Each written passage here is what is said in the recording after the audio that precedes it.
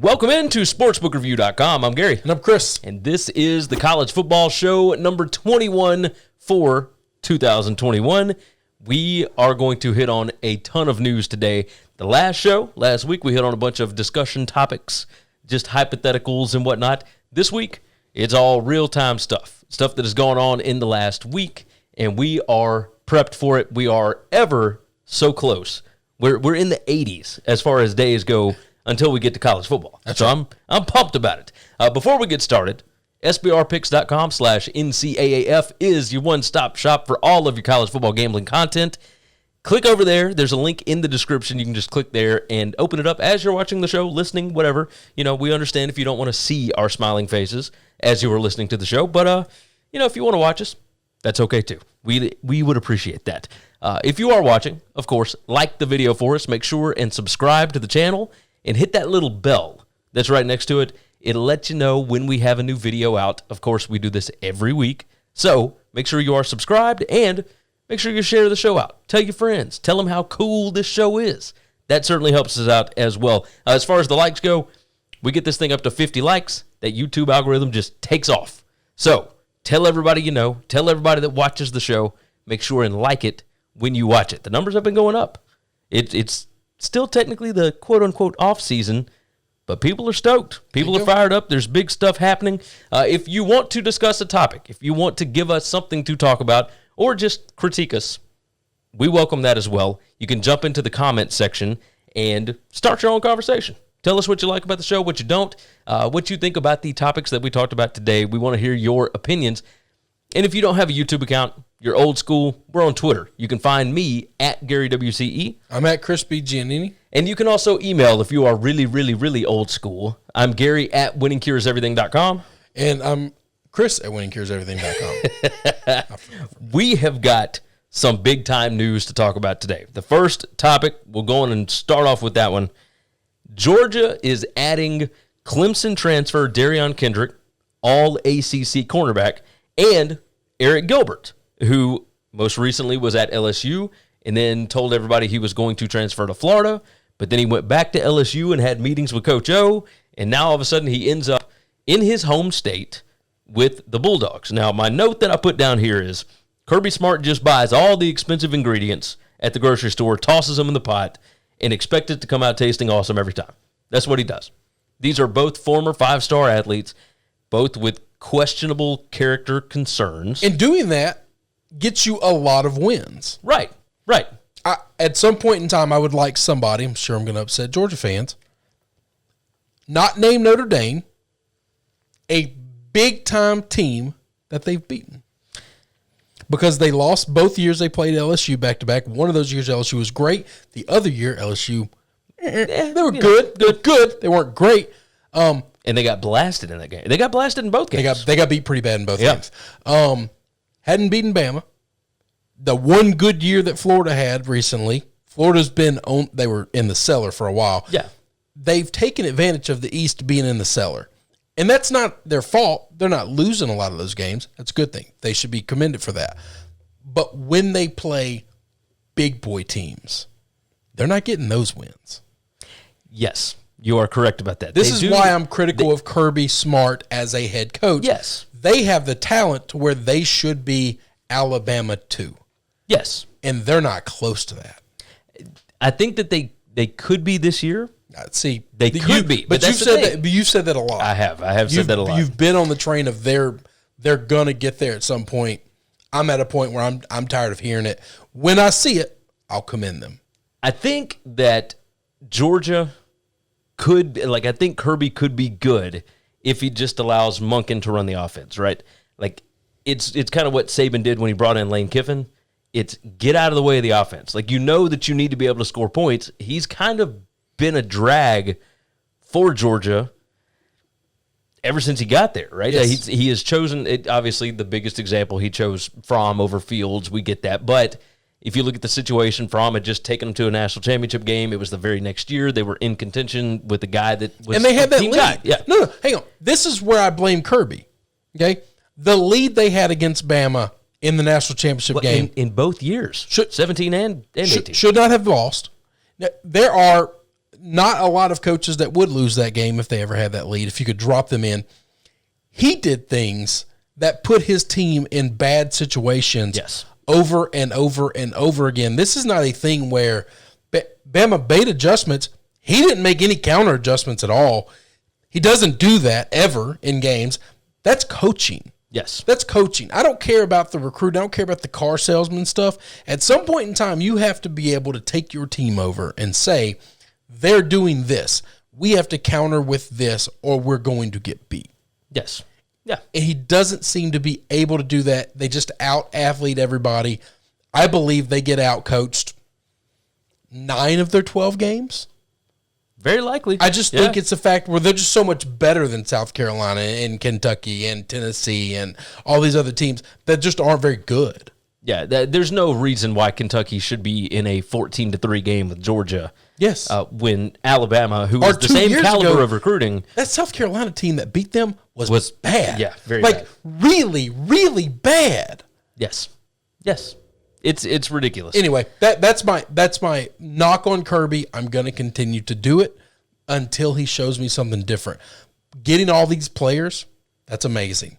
But it's also questionable, right? So this is the other side of this is the chemistry that is involved in winning championships and whatnot, right? There's one thing that tells you go and get the best players possible, whatever. The way Clemson does it is they take a few of the knuckleheads, and when the knuckleheads become knuckleheads, if they don't switch, then Dabo gets rid of them. Same thing he just did with Darion Kendrick, right? Yeah. Kendrick earned all ACC honors last year, but was kicked off of Clemson's team back in March or April, whenever it was. He was arrested, charged with unlawful carrying of a handgun after Rock Hill police found him asleep in his girlfriend's car at around 3 a.m. with a black Glock 19 9mm semi-automatic pistol sitting in his lap. He was issued a citation for simple possession of marijuana. He was booked into the Rock Hill, South Carolina jail. And then now he was kicked out of Clemson before all that came to light. Sure. Right?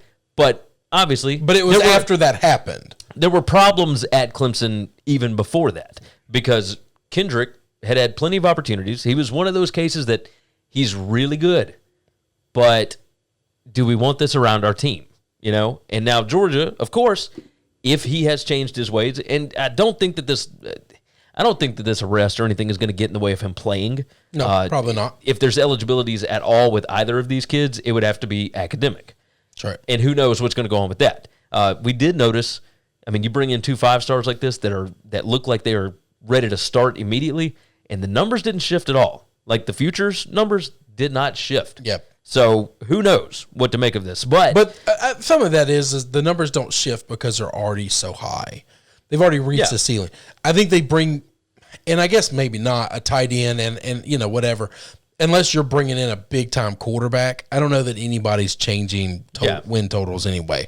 But if you were bad and you bring in 2 or 3 5-stars, then I guarantee you're going to get another game or 2. But when your win total's 10 already? Up at 10, yeah. Yeah, they're not giving you a half game for that. They already, listen, at 10, they don't think you can beat Clemson, and they assume you're going to lose another game. Yeah. That's the Vegas play. And that makes sense. Like this does shore up 2 weaknesses for them, right? Or helps to if the guys are on the field, right? Yep. Cornerback was a pretty big weakness for them. Correct. And it's not, obviously they still got like a top 10 secondary because of talent alone, and you still got Kirby Smart and that bunch back there. But in Dan Lanning, and you get it. The defense is going to be fine. But this does help out with a proven, experienced guy at corner. And Eric Gilbert showed flashes at LSU last year. He can play wide receiver or tight end, and you've already got a monster in Washington at tight end for Georgia anyway, so that you got the number 1 and the number 3 tight ends from that class. I mean, it's big-time stuff. That's right. But you never know how these things, like how are the pieces going to fit together? I'm very curious. Like it's a big news thing, but I'm curious how it's going to fit when the season rolls around. So we shall see. We'll move on to the second topic. Not going to spend a long time on it, but we had to celebrate because we didn't talk about it last week. June 1st, the recruiting dead period is over, and at 12:01 a.m. Eastern Time, Florida State had a bunch of dudes on campus already. That's right. They were waiting sitting there waiting for the clock to tick down, and they brought in a bunch of them. And Norvell has got things rolling down there right now. There's a lot of hype around Florida State, but it's not just there. There are other big-name schools, Georgia, Alabama, Ohio State, etc., that are expected to have well over 100 recruits on official visits in the month of June alone for both the 2022 classes and the 2023 classes. It is about to be mayhem as far as recruiting goes, because now, I mean, it's been a week now. June 1st was the official date. It's now June, 7th, 8th, 9th, whatever. Right. We are right in the thick of it, and come July, we're going to start seeing a ton of official commitments from people, and maybe once you get to football season, you start seeing some decommitments and whatnot, because kids are going to get on campus for the first time in 14 months and be incredibly excited. They haven't been there and some of these kids will be the first time they've gotten to step on these campuses, and everybody's going to treat them like royalty, and they are going to commit on the spot. Just if they've got a committable offer, hey, I'm going here. Like, right. I'm going to Auburn. I'm going to Georgia. I'm going to LSU, whatever. And then you're going to see some kids decommit because there'll be too many kids committing to too many places. That's it feels like. But we'll see. We'll see. June 1st, of course, big time date, and of course, this is less than a month away from the NIL bill going into effect in a ton of these states as well. So I'm curious to see how all of that is going to fit together. This sport has changed a ton, man. Well, it's going to continue. Oh, it's going to, for sure. It's just, there's a lot going on. Moving on from there, Florida signs Dan Mullen to a contract extension and a raise up to $7.6 million a year. Now, why is this important to bring up? Because we're going to talk about another extension here in a little bit. This one is important because his contract only ran through 2023, and it now runs through 2026. So all of these questions that recruits and everybody else were going to have about, hey, is he still going to be here? Which it doesn't necessarily answer the question, but at least the contract is there. At least it's on paper. He's supposed to be here. Who knows what ends up happening? But Mullen, now the third highest paid head coach in the SEC behind Saban and Orgeron. This is perfect for Scott Strickland, the AD down in Gainesville. The buyout did not change. It still sits at $12 million. They would have to pay half up front and then the other half over the length of the contract. So basically, if they fired him after the season, they'd owe him $6 million and then $1 million each year after. Dan would have to do something stupid to get fired. Yes. Like Dan. I mean, he did some stupid stuff last year. Dan's goofy, Dan's quirky, and I think Dan is incredibly unlikable. But he's undoubtedly a great football coach. So there was he's like the anti-Kirby. He has taken teams with very little talent in the past and but it takes time to do that. And so everybody criticized him when he got to Florida that, why didn't he win quickly? Why didn't he win? That's not how he does things. Yeah. He develops players. That means you don't bring in guys in year one, their freshman year, their first year in your system, they blow up the charts.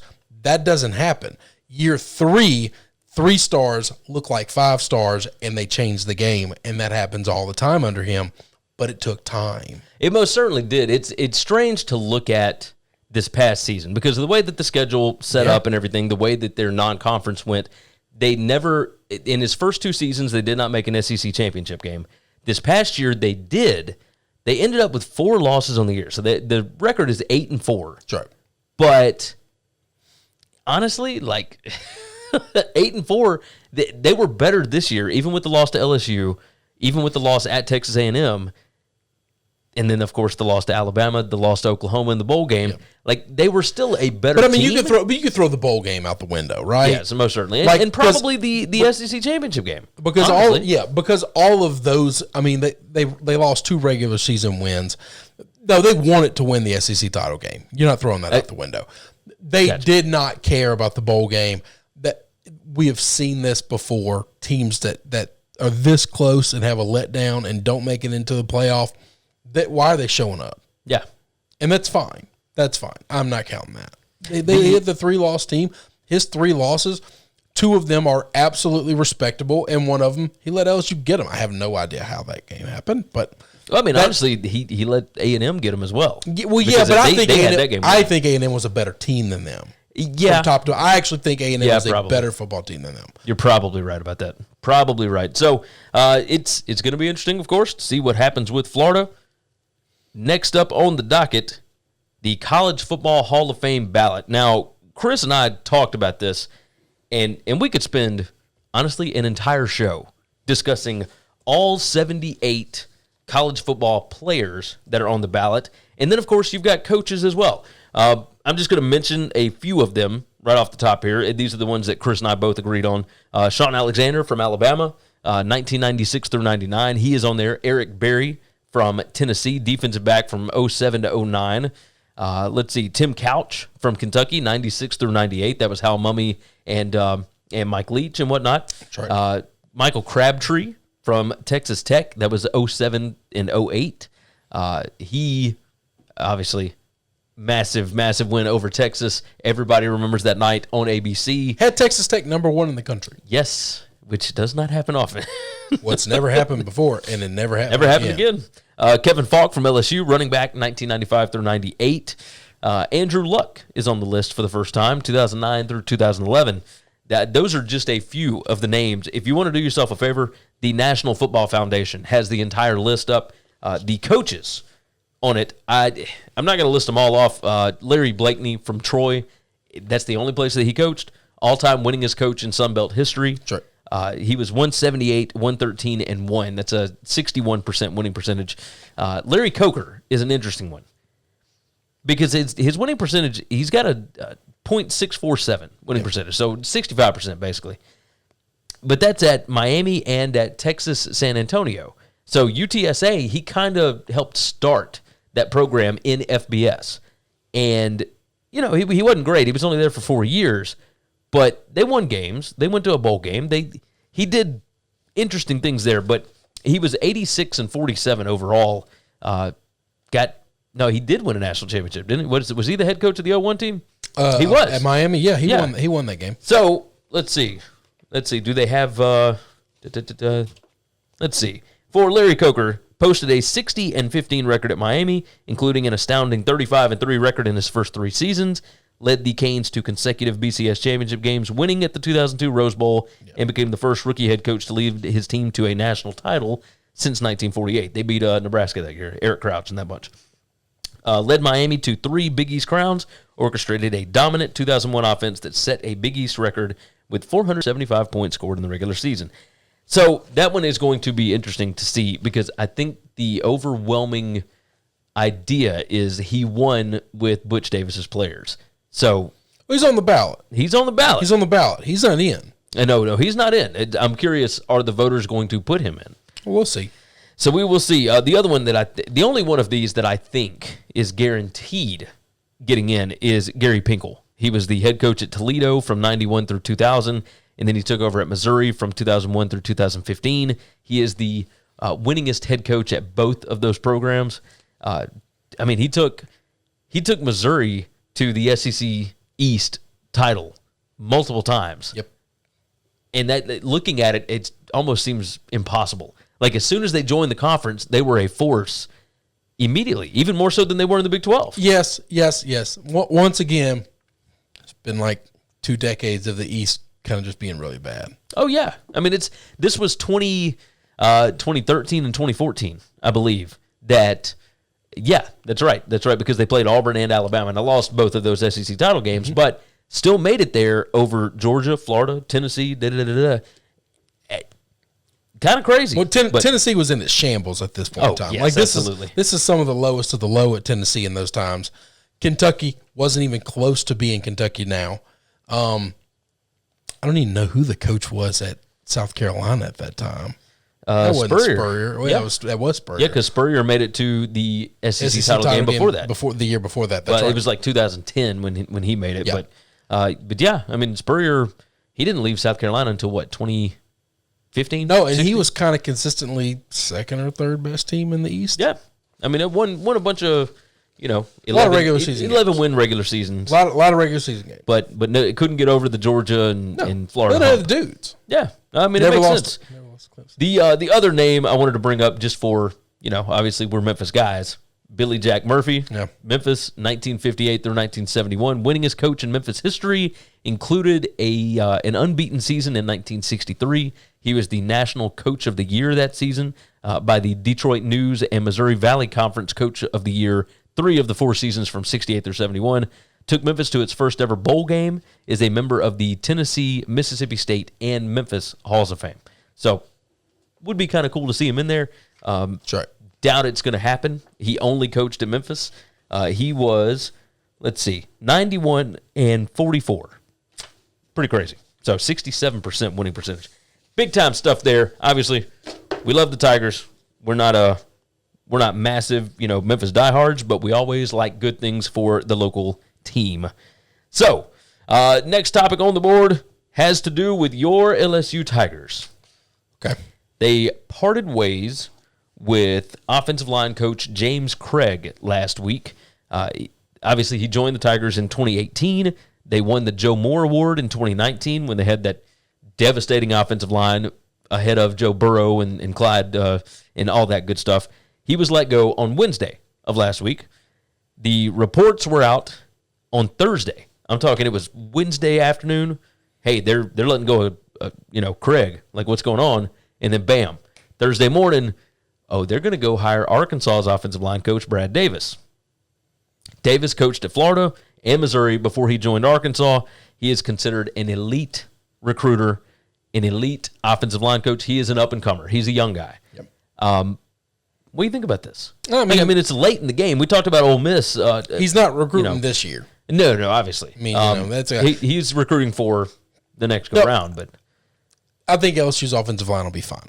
I think my so as well. entire life, even in the bad years, LSU's offensive line has been fine. It's just one of those things where they're going to basically take all in-state guys, but they're going to get the 5 to 6 best offensive linemen from the state of Louisiana every year. Yeah.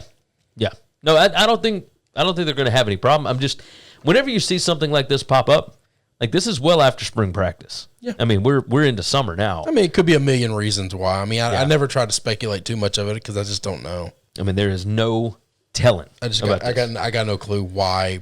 Did something happen? Any of that mess? I don't know. Or did Orgeron, hear through the grapevine? Hey, Davis would be interested in coming down if you got rid of your guy. There's no telling how this could have happened, but I feel like that's a pretty big loss for Arkansas.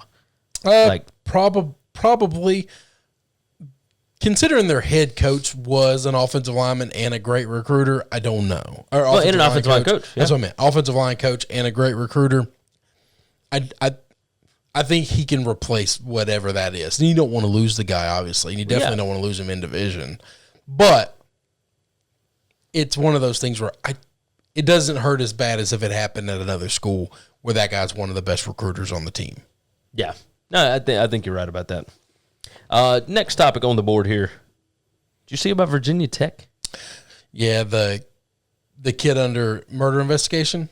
Yes. He was charged with let me give the full thing. Freshman linebacker Izzy Etute, charged with second-degree murder. Second-degree murder, by the way, murder that is it's defined as not premeditated. It's caused by the offender's reckless conduct that displays an obvious lack of concern for human life. My guess is it was a fight, I guess. I don't know. I mean, I guess that's speculation. Blacksburg Police Department said it responded to a welfare check at 10:30 p.m. on Tuesday of last week. They found a deceased male victim. Detectives determined that the death was a homicide and arrested Etute on Wednesday. He is being held at the Montgomery County Jail. Virginia Tech released a statement Wednesday saying that he had been immediately suspended from the football team and from the university. There hasn't been a lot else that's come out about it. Yep. And obviously we can understand that.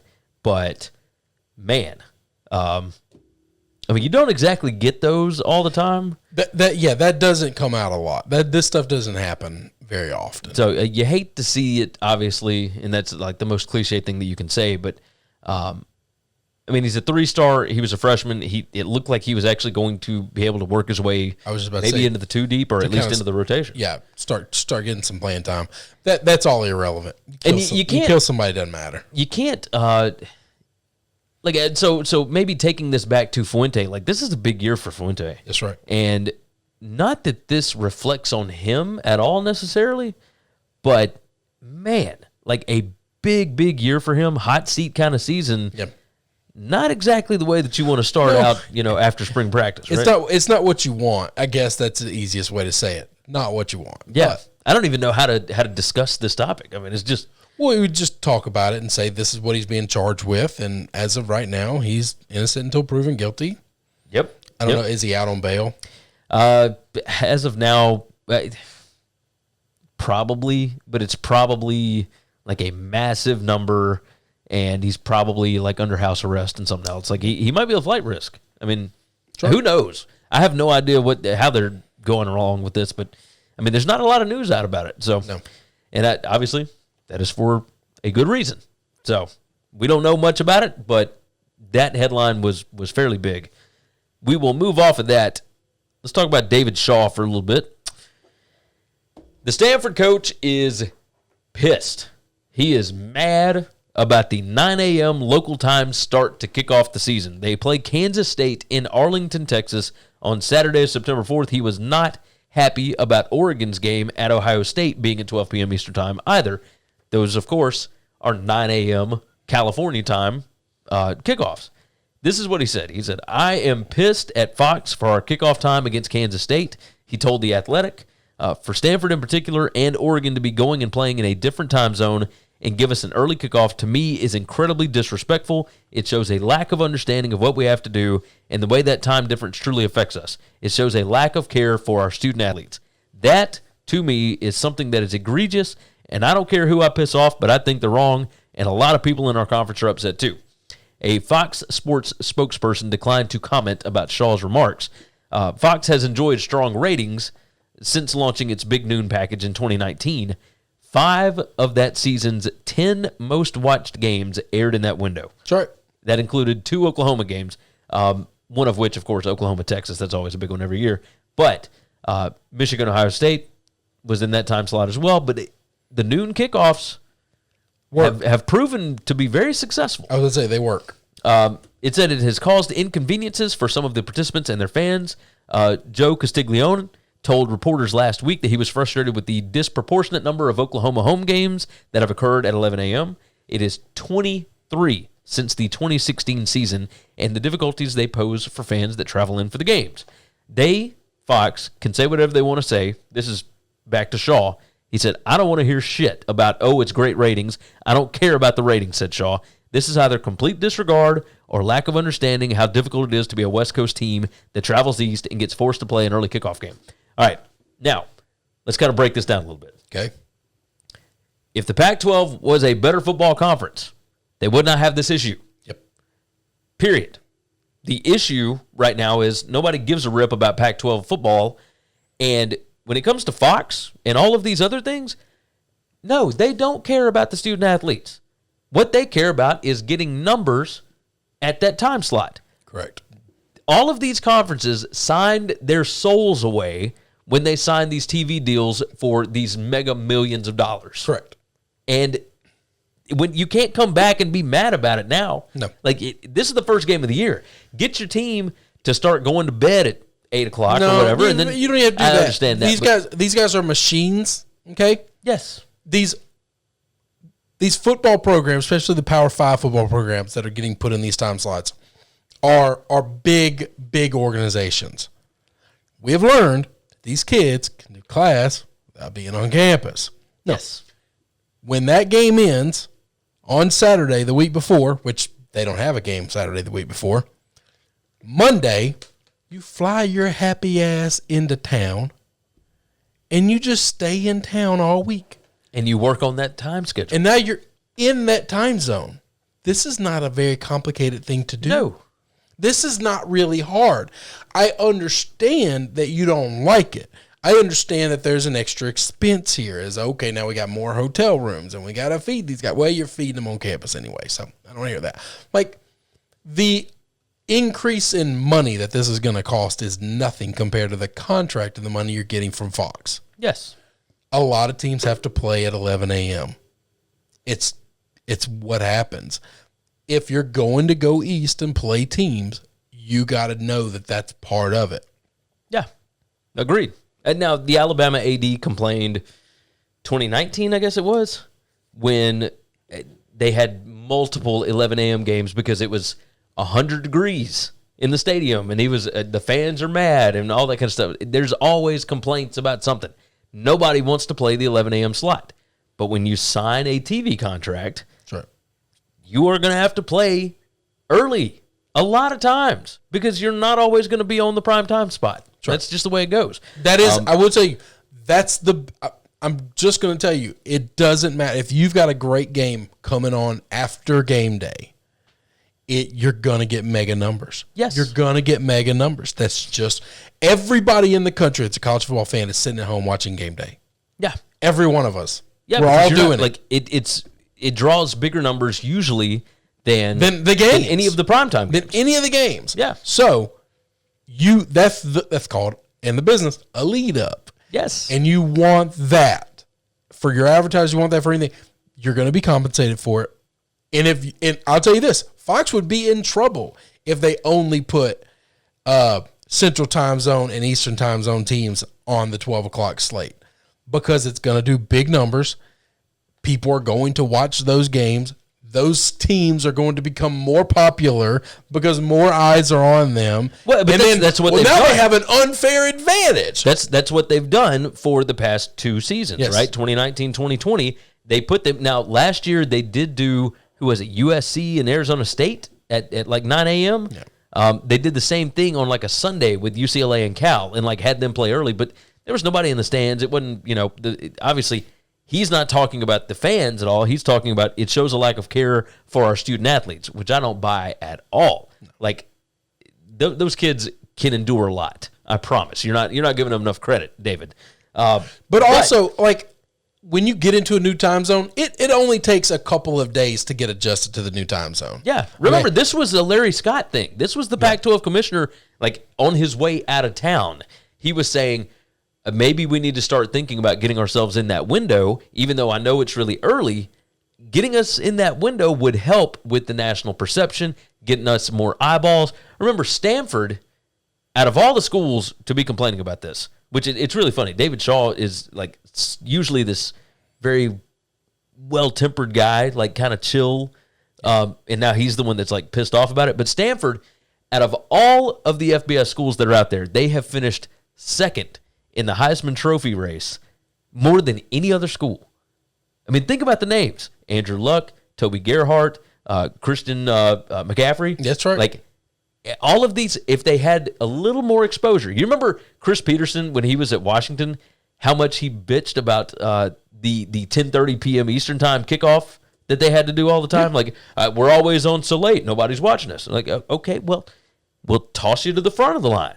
Like, what do you want us to do? Like, you only want us to put you in like a 4-hour time slot here? Like, everybody wants primetime night games. Yes. I understand that. Yeah. I do.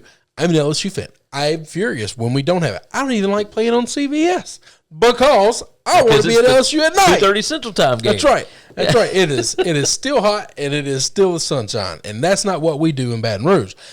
So but you also understand. But I understand you can't just have all your games be played at 6 o'clock at night. Yeah, like that's just we got to fit 100 and something football games from noon until whenever. Yeah.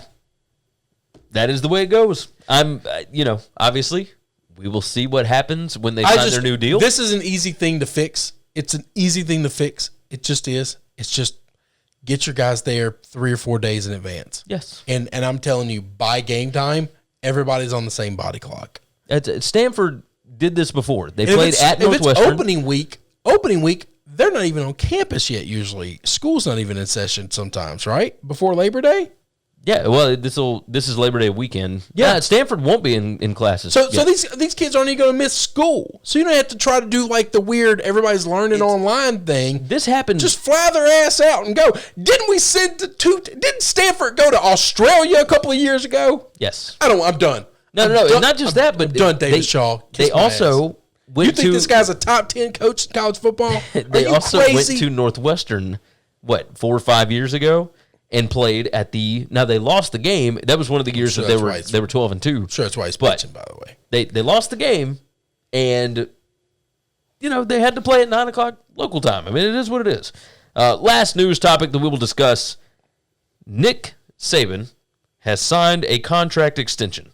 Now, this became huge news on Monday.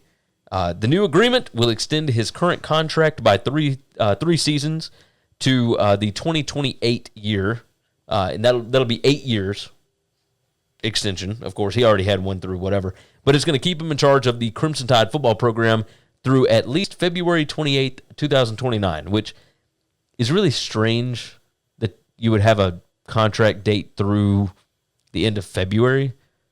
Like, I guess to help with the recruiting before it doesn't make sense. Well, that's not going to matter. No, of course not. If you're going to leave, you're going to leave, whatever. The base salary and talent fee of $8.425 million for the current contract year will increase annually throughout the length of the contract to beyond $10 million per year.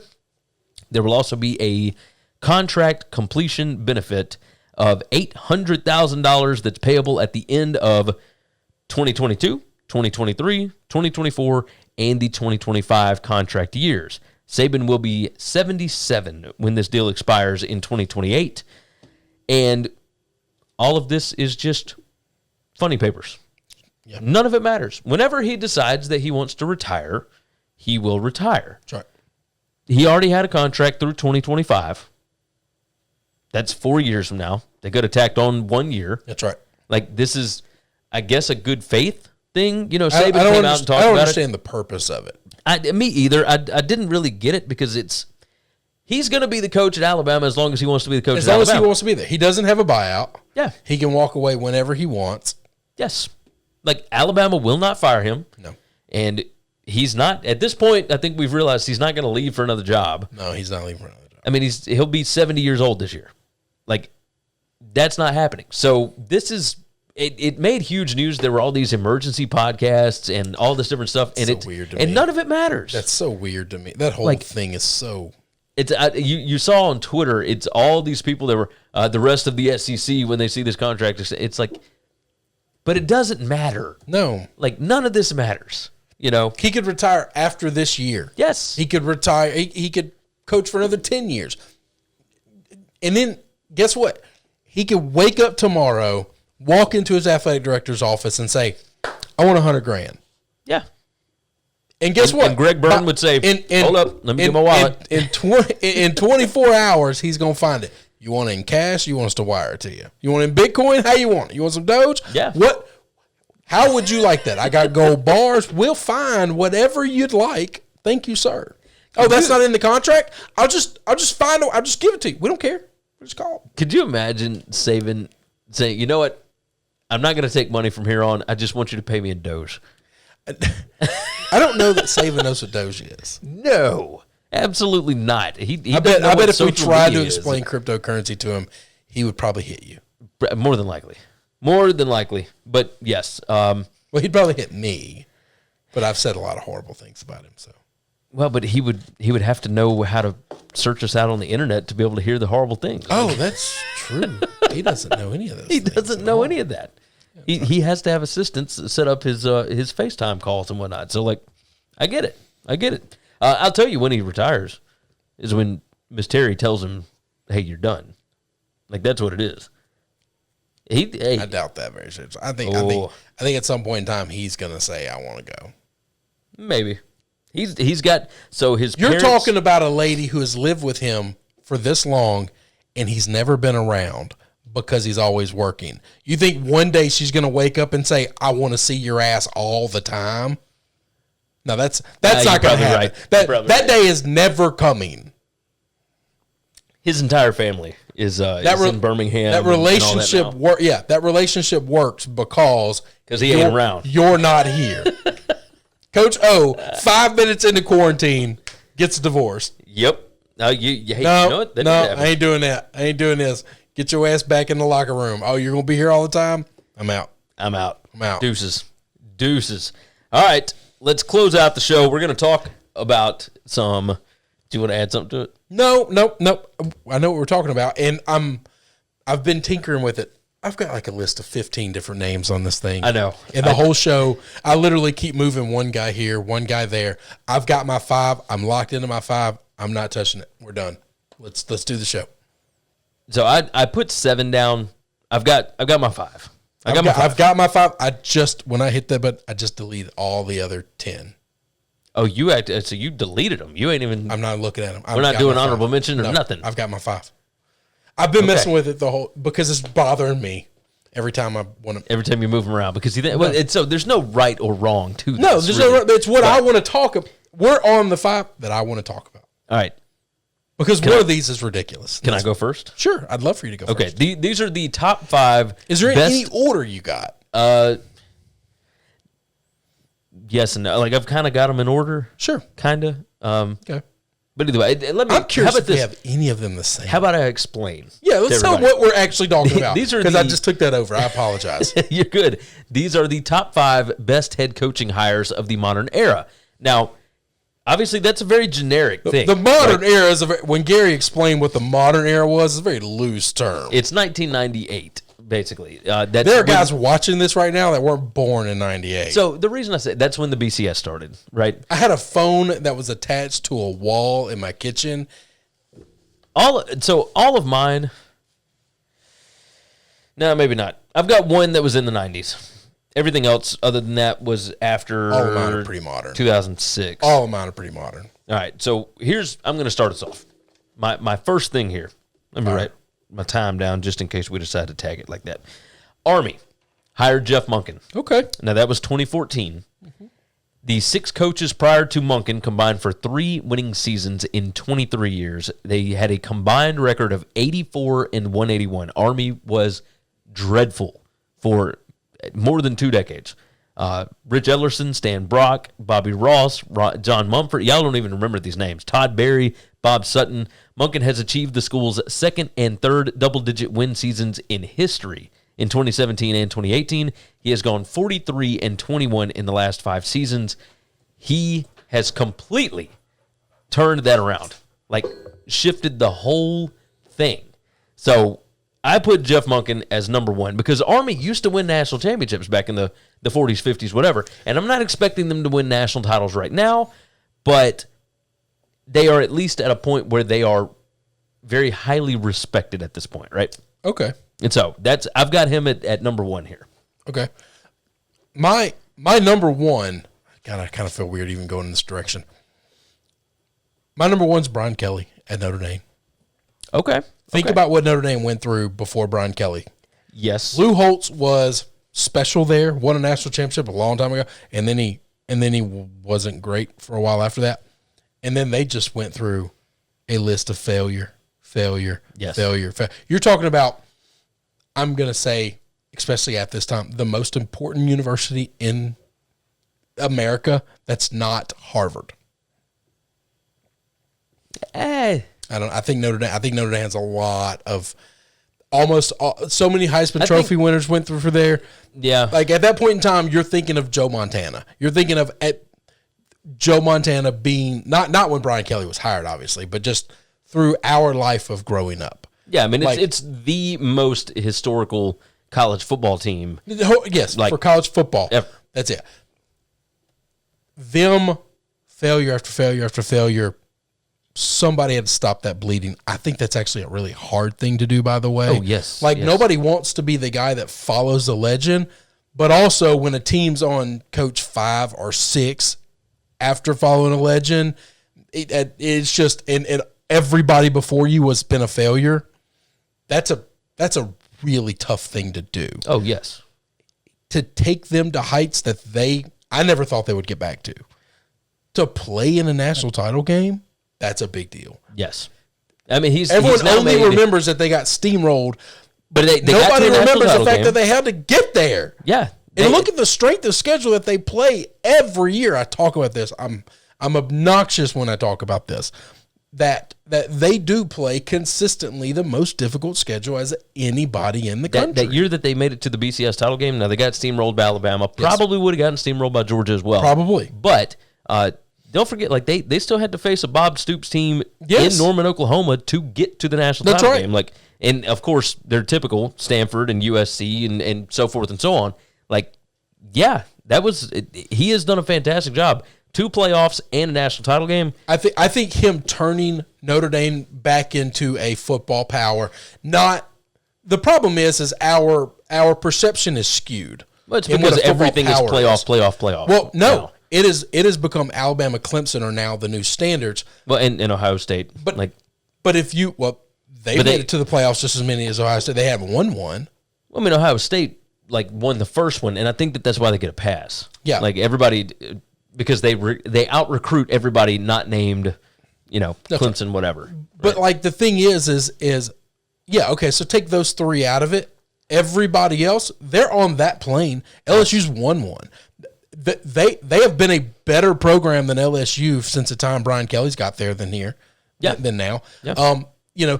Overall, they've been a better program than USC. They've been a better program than Texas or Oklahoma. They've been a better program than all of your national powers, not named Alabama and Clemson. Yeah. And I think that's an unbelievable thing to do. And they've done it all with having to get around ACT scores that none of those other kids can do.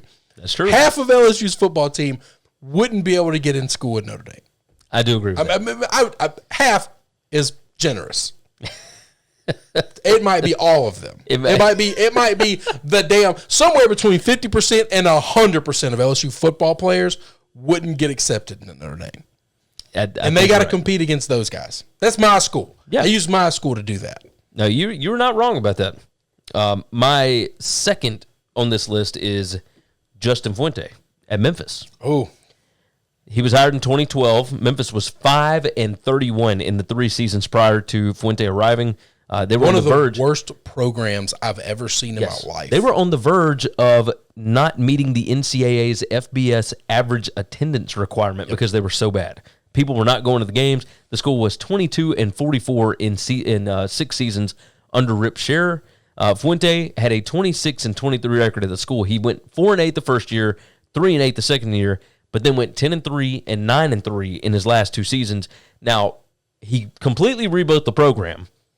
I don't know if you can use the word rebuilt. Something has to be built. There was no foundation. Yeah. He drove up and it was just a field and rocks. Yes. Who was the AD that brought him in? Tom. He's the AD at Arkansas State now. I cannot remember his name. Either way, he had a lot to do with it as well because he basically built the football program at San Jose State when Mike McCarthy was there before McCarthy left to take over Colorado. But either way, Fuente built up this football program, and it led to Mike Norvell. This is going to be a theme with me. Led to Mike Norvell, who went 38-15 in 4 seasons. And then, of course, Ryan Silverfield is the current head coach, went 7-3 last year, won a bowl game for the first time in forever. Pretty big-time stuff here that the football program, even after Fuente left, has remained on an upward trajectory. Tom Bowden. That's it. Tom Bowen. That's it. Yeah, Bowen had a lot to do with it. I'm curious to see what they'll do at Arkansas State now. But either way, Justin Fuente was my second one. Who's your second bunch? My second one is a coach I don't like a lot, but he's no question he's good. He's special. He probably had the greatest reign up until Saban's reign at Alabama now. Okay. He had, for us growing up, the greatest reign in college football, and that is Pete Carroll at USC. Yes, because USC was kind of...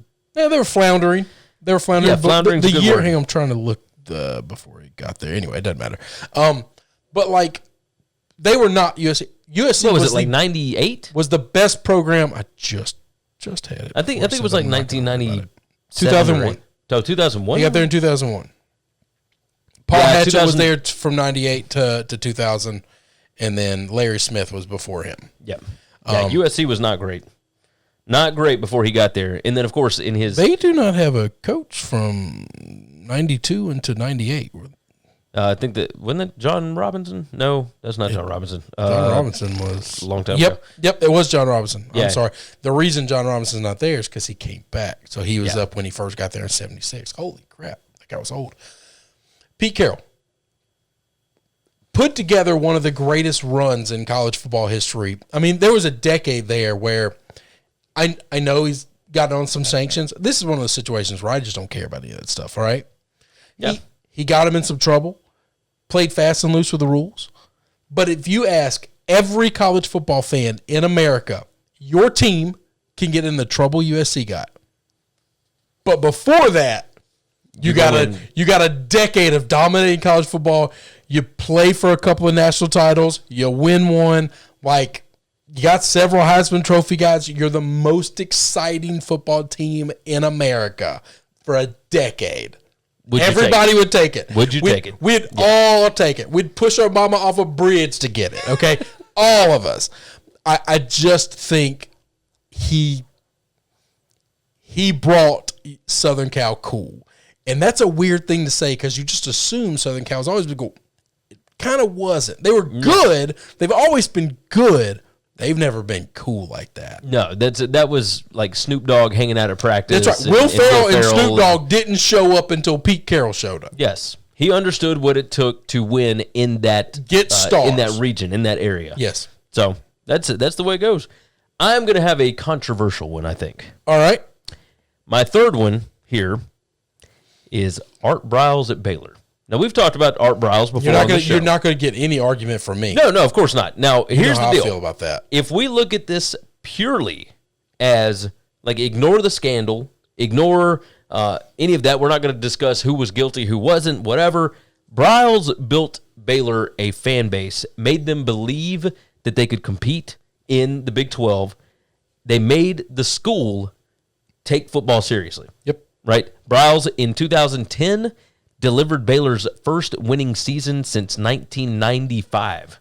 Now listen to this. The four coaches prior to Briles, Chuck Reedy, Dave Roberts, Kevin Steele, Guy Morris, all of them combined went 54-116. He was ridiculous. He had them on the verge of the playoffs. That's right. In 2014. No, they should have made the playoff that year. Yes. The year they tied with TCU. TCU. And I love TCU, and I'm the Gary Patterson guy. I'm in the boat with Patterson, man. But Briles beat TCU. But they beat TCU. There's no way as the commissioner you just can't do it. Yeah. You just can't forget head to head. Yes. It was just ridiculous. So, but either way, Briles, without Briles, you don't get a Matt Rule. You don't get the support from the institution itself for the football program. You don't get that brand new stadium. You don't get, there's all these things that have been built at Baylor now that you wouldn't have without hiring in Art Briles. Now, so I'm gonna throw a little bit on that. This is coming from me. This is not from SBR. This is not from Gary. This is not from anything that we are associated or affiliated with. Art Briles was thrown under the bus for that thing. Art Briles is I think we've talked about this. Zero coaches are completely innocent in any of this stuff. Zero of them. Your coach is not. Whatever you're a fan of, even if you haven't been caught doing something, you're doing something, and he knows about it. Art Briles was 100% the scapegoat for that. And if I was an athletic director tomorrow, he's a list of 3 men that I would pick up the phone and say, what do I need to do to make you comfortable coming back to college football and being my head coach? And I would tell my board of athletic directors, I would first hire an attorney, and I would spend a lot of time showing them this man did nothing wrong, but the media had to have a scapegoat. Yes. And they took him. Yeah. And I'm just telling you, this is the actual evidence. These were the bad guys. There were bad guys in this. Yes. He ain't one of them. He was a football coach, and when kids got in trouble, he said, he did what? They're saying what? Go talk to them. Get out of the football program. Go talk to them. That's exactly what he was supposed to do. Yeah. He's drawing up ball plays. Okay? Yes. Yes. And that's it. My third one, very short tenure. Okay. I mean, ridiculously short tenure. And when he left this job, has been a laughing stock. Okay. I really hate putting him on this for today's reasons. Brian Kelly. Sorry, not Brian Kelly. I should have. Bill. I've got dyslexia. I'm going to leave it on. Bill O'Brien. Bill O'Brien. Yeah, that's okay. Okay. What he had to walk, the shitstorm that he walked into at Penn State. Nobody's ever walked into a situation like that. And he handled it better than I could have ever imagined anybody walking in that door handling it. Yeah. I thought it was unbelievable. I know he's a laughing stock for what happened to the Texans, okay? I hope he's a huge embarrassing failure at Alabama. Let's not forget that. But his time at Penn State, this man knows how to coach football games. Yes, and he motivated those guys to stay on the team, to play together. That's like right. They were not a bad football team, even though they could have been. That's right. Right? And they had every excuse to be terrible, and he wouldn't let them. Yeah. He wouldn't let them do it.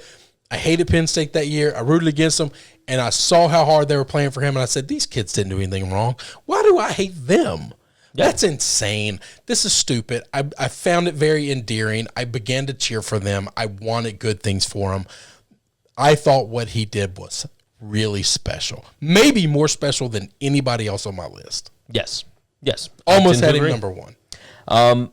To get us in under the time, I'm going to go fast on my next two. I'll go fast on my next two. I am going to tell you, again, I told you this was a trend. Utah hired Urban Meyer in 2003. They were 26-20 under Ron McBride before that. They were pretty good. But then they went 22-2 in 2 seasons under Urban Meyer. Made it to a BCS bowl game when they were in the Mountain West at the time. And it led to, this is what I was talking about, led to Kyle Whittingham, who is still there. He is 134-66 in 16 seasons since taking over for Urban Meyer, and Whittingham was on Meyer's staff. Yeah. So this all kind of led together. Won the Pac-12 a couple years ago. Yes. So Utah, I think that was a big one with Urban Meyer. Now, obviously, we can talk about Urban at Florida, Urban at Ohio State, whatever, but the hire at Utah, I think, was the most impactful. Stanford, Jim Harbaugh, 2007. Obviously, this led to David Shaw, but before Stanford hired Harbaugh, they were 16-40 in the 5 seasons before that. Since his 3rd season in 2009, there's only been 1 losing season. It was that season that had less than 8 wins just a couple of years ago, right? I think they went 4-8 or 5-7, whatever it was under David Shaw. But they are a always good program now. They always put guys in the NFL. People look at Stanford differently because of what Harbaugh did there. That's right. Who's your last two? I don't care about the getting the school in trouble. I don't care about the hookers. I don't care about any of it. Hugh Freeze at Ole Miss changed football at Ole Miss. We've lived in this state our entire life. We have been around that program our entire life. Our entire life, Ole Miss has not been good. This is true. Not even a little bit good. Not a threat, ever a threat to win the West, except for the little sliver of history in the Eli years. That's it. That's the list. 1 year under Eli, they had a chance to win the West. Hugh Freeze made them relevant. Hugh Freeze made them exciting. Hugh Freeze put them on the map. What Hugh Freeze did at Ole Miss was unbelievable. Yes, I do agree with this. End of story. 5th one. This guy, not for anything he's done in the past in college football, best coaching hire, 5th best coaching hire, might be the best coaching hire in college football ever when it's said and done. We're all projecting a man who just got his first coaching hire job ever of all time in college football, Kevin Kelly at Presbyterian. Okay, I can get with this. Now, this is a projection. If he revolutionizes the game, if he breaks the game, if in 10 years, when your kid grows up, doesn't recognize football the way we see it now, it will be because of Kevin Kelly. It will be because somebody had the courage to hire this man and say, bring it here and see if we can break this sport. Playing the game straight up ain't working for us at Presbyterian. Yeah. And I believe that at some point in time, a team like Kansas or a Rutgers or a Vanderbilt or a somebody else is going to do the same damn thing. And then a school like Michigan or Notre Dame or Stanford, a big boy that has money but can't get the athletes that Alabama and LSU and Clemson can get. Kevin Kelly. I like it. 10 years from now, you'll be saying that guy's smart. All right. Let's go on and wrap this thing up. SBRpicks.com/NCAAF. We ran a little long this week, but that's all right. We still got it in under an hour. SBRpicks.com/NCAAF. Head over there. Make sure that you check out all the different articles. We have a fantastic team that are all incredibly knowledgeable about this sport. They're going to help you out when the season comes. And right now, there's a bunch of futures odds, game of the year lines, all that kind of stuff. Go and check it out over there. There's a link in the description for it. If you have not already, click the like button. That little thing. We get to 50 likes. The YouTube algorithm goes, oh, and throws us everywhere. So do that for us. Make sure you are subscribed to the channel, of course. And what else? Oh, hit us up on Twitter. I'm at Gary WCE. I'm at Crispy Giannini. And yeah, subscribe, and share the show out. For sportsbookreview.com, I'm Gary. I'm Chris. And we will see you all again next week.